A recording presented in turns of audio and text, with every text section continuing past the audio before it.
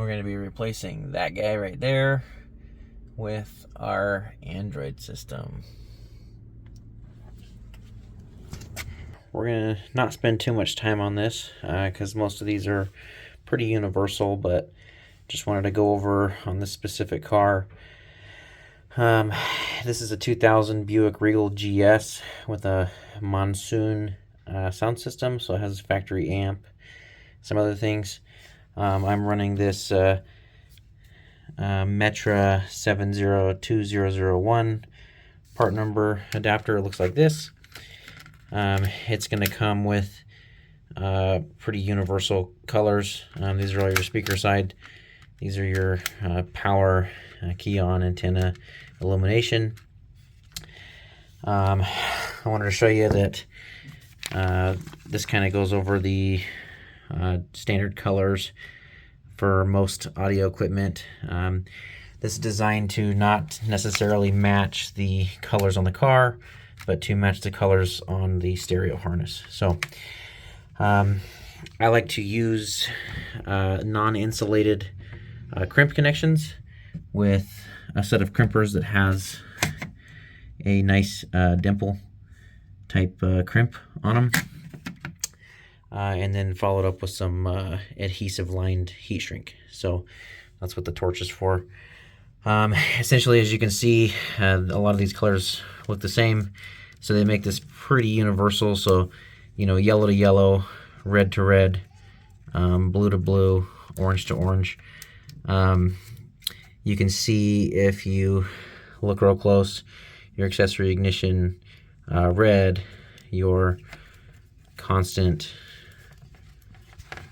sorry, it's also in Chinese it looks like, but constant battery, they're all going to match up with this codex here on the back side of this. So I won't bore you with me crimping and heat shrinking those.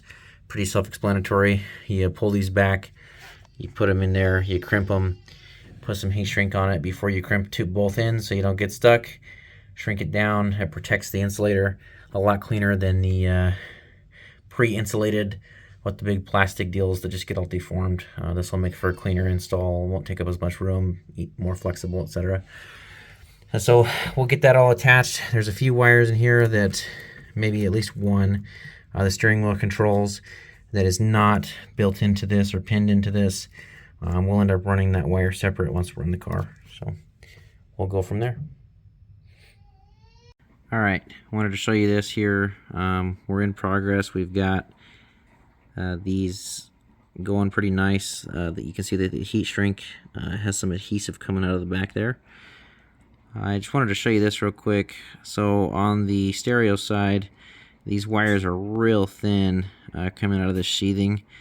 To make sure that they get a nice crimp, what I like to do is, instead of cutting them down because they're pretty long, is, as you can see I've done here with this wire here, is I'll just fold them over, just basically in half, to give it some more girth to go into that non-insulated butt connector there, and give it a nice crimp.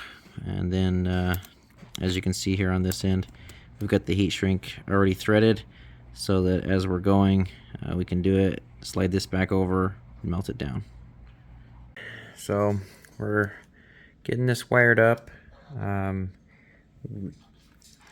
my application, I want the steering wheel controls to work, so I ordered this. It's called an ASWC-1 by Axxess.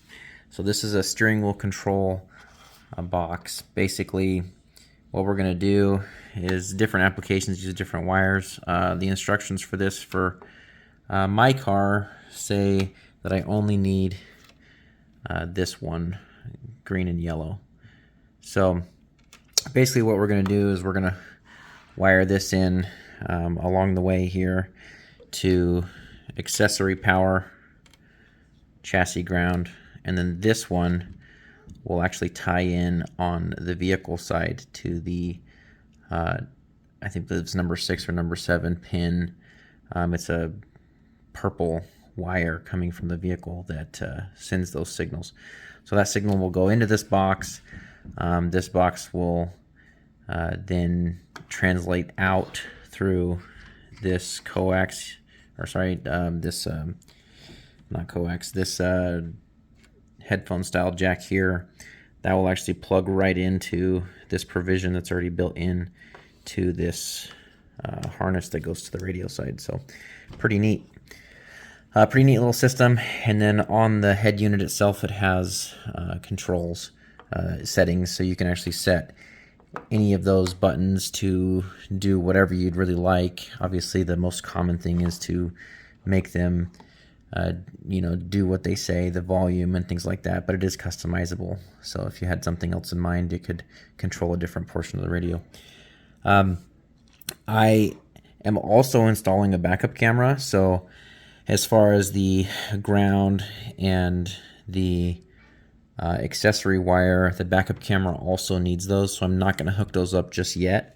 I'm going to wait until the backup camera wiring is ran all the way to the front, and then we'll tie them all together, all three at the same time, to the radio. From this gives you your ignition and ground, and we're going to tie those in to the steering wheel control module and the backup camera. If you're not doing a steering wheel control module or a backup camera, then it's as easy as just tying them straight together, ignoring all these extra wires, backup camera, steering wheel control wires, etc. Plug and play, and your radio works. I'm making it more complicated because I want my steering wheel controls to work and I want a backup camera. So because of that, there's a few of these wires I'm going to wait until the very end, until it's in the vehicle to tie together, like the ground and the power. So we'll go from there. And this whole unit will just pull out towards you.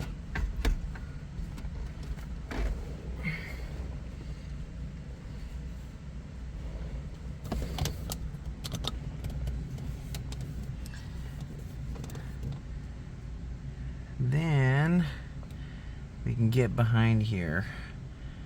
Let me turn a light on real quick. Alright, so get you a better look at this plug real quick.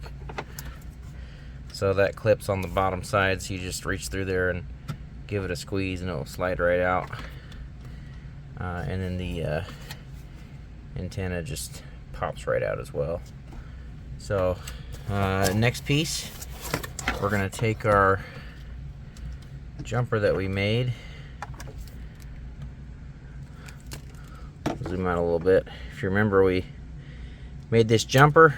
We'll plug this in here, and this end will be ready to go into the back of the radio. Before we do that, we're going to figure out our mounting points here. The stereo came with some bracketry, so I'll figure that out and be right back. Alright, so this comes with two kind of brackets. The first bracket goes on the side of the unit with these 3 screws right here. And if you have a dash kit or something, this should lock right in. Since I don't, it also has these L brackets. And these L brackets are neat because they give you quite a bit of adjustment. So I've already measured it up. It's going to end up sitting on there like so. Comes with these bigger screws that fit in these bigger holes here, and then you have some depth adjustment. So we're going to kind of leave those a little bit loose until we have our dash piece kind of put back together so that we can set our depth. We might have to put it on and take it back off just to kind of get it right where we want it, but that's how that's how I'm going to be installing this one. Alright, so we got her all mounted up. Looks something like this. Like I said, I left those a little bit loose just so that we can kind of adjust for our height. But just to give you an idea, quick test fit. Obviously all this is going to go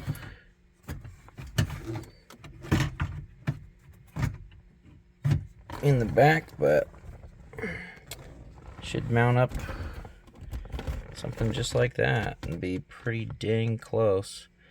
We got a little bit more wiring to do.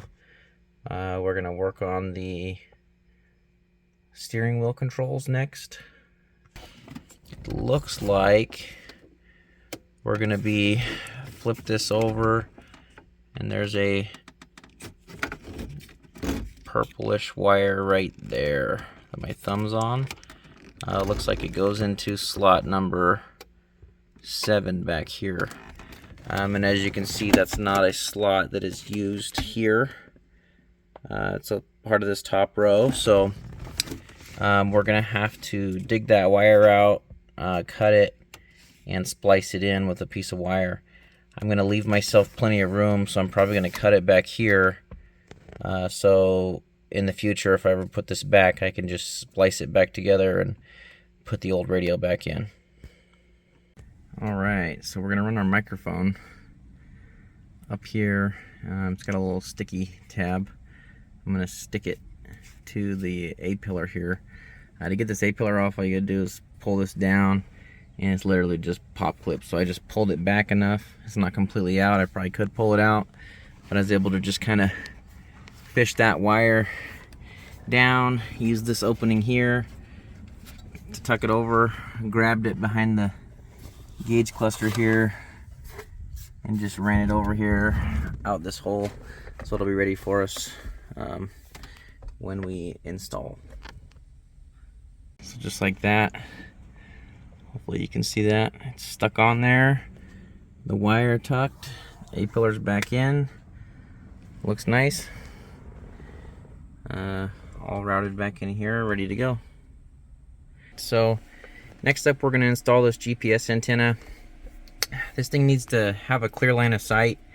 They say that if it's mounted to a metal surface, it's better, amplifies its signal. Some people might run it up through an A-pillar or something and stick it to the top of the dash.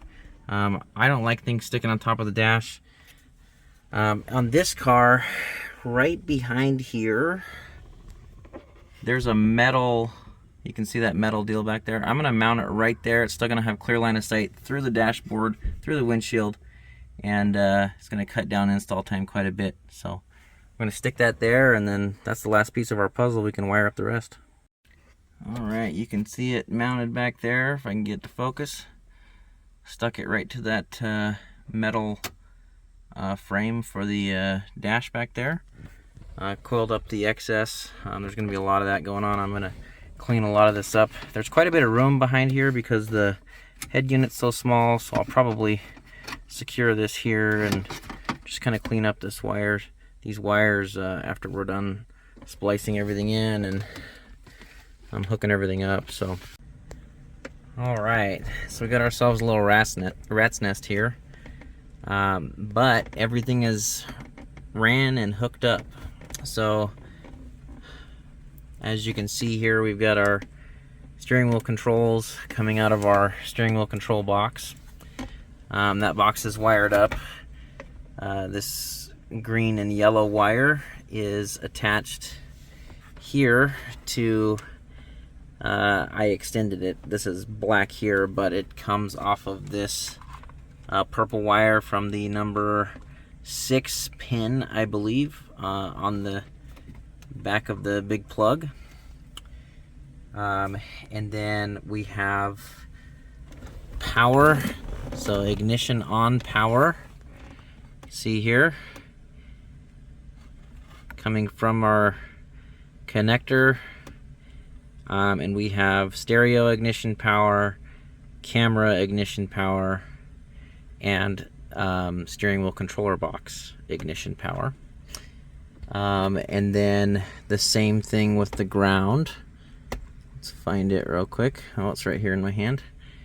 So with the ground, I did one on each end, but to the stereo, to the camera, to the steering wheel control box. So we have 4 wires going to ground, 4 wires to power. So that's 1 in and 3 out on each. So, and then the rest of it all hooked up, just color to color match. Then over here, we've got our antenna. I use an antenna extender. We've got our GPS. And last but not least, we have our input here to our backup camera. So we're going to get it all hooked up. There is another harness that we haven't connected yet, but this one goes to the phones. So you can do Apple CarPlay, Android Auto, etc. with this. And this one says external storage, so that one is for a jump drive or whatever there. So I think it's just an additional input. I believe you can run other USB items to it and use it like, you know, an Android device. So I'm basically done from there. So we're gonna do our best to kind of tidy this up and zip tie some things out of the way and clean it up as much as we can, and then hook it up. All right, almost everything's installed. So we've got our Axxess ASWC-1. It's wired in, power ground, and it's wired into our purple wire coming off the body harness. I thought that we would be able to just plug this guy right into this harness here. It did not work. So after a little bit of research, took a while to track this down. I will link somebody on a forum. Luckily figured it out and made a write-up. But the ASWC comes with a female stereo jack with 2 wires. And for some reason, the way that this is wired, this jack that's already pre-wired, maybe it's backwards or something, does not work with the ASWC one. So what we're going to do is we're actually going to end up using those wires that we said we weren't going to use before. The steering wheel key plus and the steering wheel key pound plus. So I'm going to wire those. I'm going to track those down. And here's one down here hiding. I'm going to track those down. And basically we're going to wire up this to those 2 wires. And then from there, we should be able to get it to work. Okay. So our steering wheel key plus is wired to our brown and white wire. Our solid brown wire is to our pound plus. Okay, so that gives us a female jack that we are going to plug in to the, excuse me, I have one hand. That gives us a female jack that we can plug into the steering wheel control box. Okay, so now from here we're going to go through the programming instructions. This is not going to automatically detect. We're going to go through the programming instructions, and then we have to change the radio type to, I believe, number 8. So I will get that set and then I'll explain that here in just a second. Okay, so we got this all programmed. It took me a couple tries. You really have to read the instructions very carefully and follow them carefully. The ATOTO is stereo number 8 inside here. So as part of the instructions, which I'll link, you have to, it'll try to automatically detect. On this one, it tried to automatically detect stereo number 7. Then you have to add 1 to make it 8, and then you have to save your settings. You can see here, if I go into here, you can see these are the ones that I've set up. And what I did was they are all correct. Volume up, volume down, source, mute. And then over here I have seek, And then what I did was, these weren't options, so I made this answer and hang up since I have the Bluetooth set up. So you can see that here, answer and hang up. So I'll just have to remember the answer and hang up for here. Obviously we can change that down the road if we wanted to. It looks like you could even make one of the buttons the camera, which is pretty neat. So I think that it took me a while, but I got it figured out. I will put it all in the description, all the instructions of how to do everything. I wish I could record it, but it probably took me about an hour to program it correctly with some trial and error and everything, but we ended up not using the pre-wired jack. We had to wire in our own. So now that it's all set up, I'm gonna clean this up in here, put some zip ties on some stuff, make sure nothing's rubbing, and then we're gonna remount our stereo system. But yeah, check this out. So let's go back to the home. You can see I can do volume up, volume down. I don't know if it's kind of difficult to see. There we go. Volume up, volume down. Mute. Alright, so everything's hooked up in the back now. These two here are your USBs. This one goes to your rear camera. This goes to the other inputs like the microphone, and if you had a front camera, subwoofers, etc. There's actually a pretty handy, so these two are the USBs. There's a little hole, if you reach your hand in there, passes right through. No drilling or anything necessary. Passes right through into this cubby down here. So I have both USBs. Inputs ran right down through here. Pretty nice. So I'll keep those tucked away. You can use that for your phone. I use this one for an additional input if you're going to do a jump drive or another device of some sort. So these are going to be right down in here. I'm going to tuck this all in here and close this up. Alright, so after fitting the dash trim back on, I had to make some adjustments here. So I wanted to show you kind of how this is set up. So I dropped those down to the top two sliders there, and then I'm putting the little alignment peg on the third one down. This hole will line up here close enough. You kind of have to center these holes too, so you don't want it to be off to the side, you want it to be more center. I had to drill my own hole. I gotta kind of round it out a little bit here, but I had to pop a new hole here.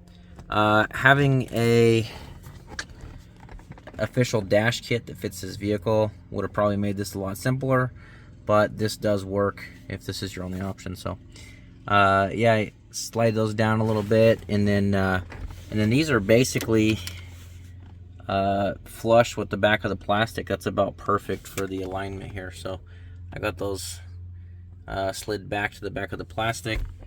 There's a little ring that you can put on. I'd recommend for just making it more pretty. So I'm gonna fasten this one in, finish rounding that hole out, get this thing fastened, and get the fascia back on. Okay, so to turn off this touch sound, we're gonna go to settings, device, sound, touch sound. Thank goodness. Alright, well, finally got it all adjusted. It took me a couple tries. I kind of just pull the fascia back far enough to be able to adjust those screws and slide it left and right.